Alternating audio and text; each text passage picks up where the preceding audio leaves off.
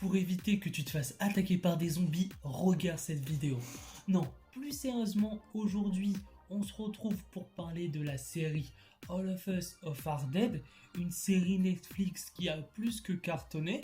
Et même moi, je l'ai regardée et je l'ai appréciée, alors que d'habitude, je n'aime pas du tout les séries sur les zombies. Après, je me suis jamais vraiment lancé, mais c'est pas un truc qui m'intéresse. Mais après avoir vu la saison 1, et de voir les mystères qui s'installent petit à petit, qui sont pourtant visibles, mais très subtils je trouve, parce qu'il y a certaines choses je m'y attendais pas, comme des personnages morts qui ne le sont pas, ou peut-être une future guerre qui risque d'arriver.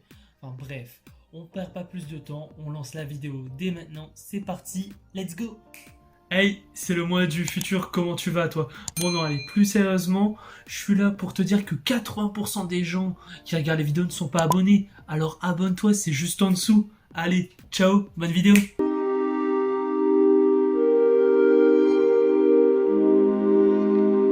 Dans la saison 1, pour ceux qui s'en rappellent, alors dans la scène du commissariat où on voit le Dr Lee, il se fait mordre, donc il se fait littéralement zombifier.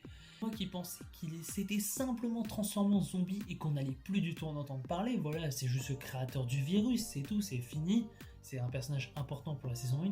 Eh bien non, en fait, en réanalysant un petit peu, en regardant sur internet, en fait, on remarque que le Dr Lee, même s'il est un zombie, il est très calme pour un zombie et très serein et ne fait pas des gestes bizarres ou des craquements d'os bizarres comme on a pu voir dans la saison 1. Mais donc, à mon avis, le Dr Lee n'est pas devenu un zombie mais un yombi. Et ça change énormément de choses, je trouve, à la prochaine saison qui va sortir. Mais à mon avis, à la fin de la saison 1, il n'est pas mort par les bombardements, car si on fait un teasing comme ça serait complètement débile par la suite de le tuer, je trouve, en plus sans qu'on voie sa mort. Alors qu'il y a certains persos, on voit même pas leur mort, on sait même pas s'ils sont morts. Et on peut se rappeler que dans la saison 1, le Dr Lee avait perdu tout espoir en l'humanité, c'était fini. Il laisse carrément le virus faire, il aide même pas les collègues du commissariat.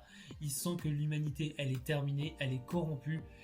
Mais le truc qui a été intéressant, c'est que ce projet-là a été arrêté par l'armée. Enfin voilà, ils ont réussi à reprendre le contrôle de la situation. Et donc il n'y a presque plus aucun zombie.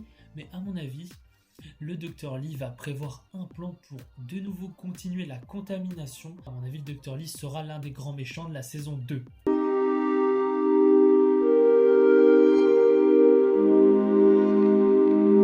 Alors, pour ceux qui savent juste pas qui se rappellent pas ce que c'est les zombies, c'est des mi-zombies, mi-humains.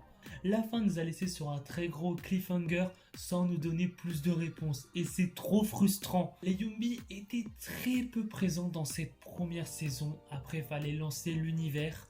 On n'en voyait littéralement que 4 et j'ai bien dit 4, vous comprendrez pourquoi plus tard dans la vidéo. Donc là on va parler de la scène finale, la toute dernière scène avant la fin de la série, celle où les personnages se retrouvent autour d'un feu de camp. Et en fait, là on comprend que les personnages principaux sont intrigués par quelque chose, par un bruit. Et là, quand tu vois leurs têtes qui sont complètement tout choquées, eh bien tu comprends qu'en fait, je pense qu'ils ont vu des zombies, mais ils en ont pas vu une centaine. Ils en ont vu des milliers pour moi. Et oui, pour moi, en fait, on en a très peu vu, mais je pense qu'il y a beaucoup de zombies qu'on verra beaucoup plus dans la saison 2. Et c'est là que ça devient très intéressant, parce que contrairement à des zombies complètement débiles qui foncent dans le tas, c'est ça que j'aime pas trop chez les zombies, et bien là on a des zombies intelligents, des zombies qui ont une conscience. Donc c'est un peu plus dur, j'imagine, de buter ça, et qui sont aussi 2-3 fois plus puissants qu'un zombie normal. Mais le petit bémol, c'est qu'ils sont obligés de se nourrir de chair humaine. Et je pense que l'armée va pas trop être d'accord avec ça. Et en plus, ils ont très souvent faim, donc ils sont obligés de se nourrir. Donc on voit Namra qui meurt de faim durant au moins plusieurs épisodes. Donc on comprend qu'ils ont besoin de se nourrir et qu'ils ont souvent très faim. Mais l'armée, à mon avis, ne va pas être totalement d'accord de laisser en vie ces zombies et voudra tous les éliminer sans en laisser un seul. Et donc à mon avis, ils vont commencer les hostilités. Et les zombies vont pas se laisser faire et vont répliquer à leur tour. Et cela va commencer la guerre entre les zombies et l'armée.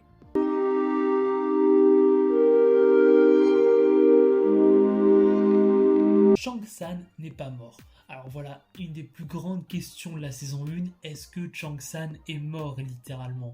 Est-ce qu'il est en vie? Est-ce qu'il est mort? Eh bien, je vais répondre à cette question. Alors, moi, je pense qu'il n'y avait qu'une seule saison, le producteur aurait fait mourir Chang-San, car je trouve que c'est quand même une belle mort, une belle fin quand même pour Chang-San, mais avec le cliffhanger de fin, ça serait quand même bête de pas nous remettre le personnage principal, donc pour moi, Chang-San n'est pas mort. Après, je ne sais pas si la saison 2 a été confirmée ou pas. À mon avis, je l'écrirai là ou quelque part sur l'écran à ce moment-là. Mais on ne sait toujours pas si la saison 2 est confirmée. Je peux même remarquer un détail, c'est que quand la bombe a explosé et que Guinam, lui, on le voit clairement se prendre la bombe, on se dit que Chang-San il est à moins de 30 cm donc il pourrait se la prendre aussi.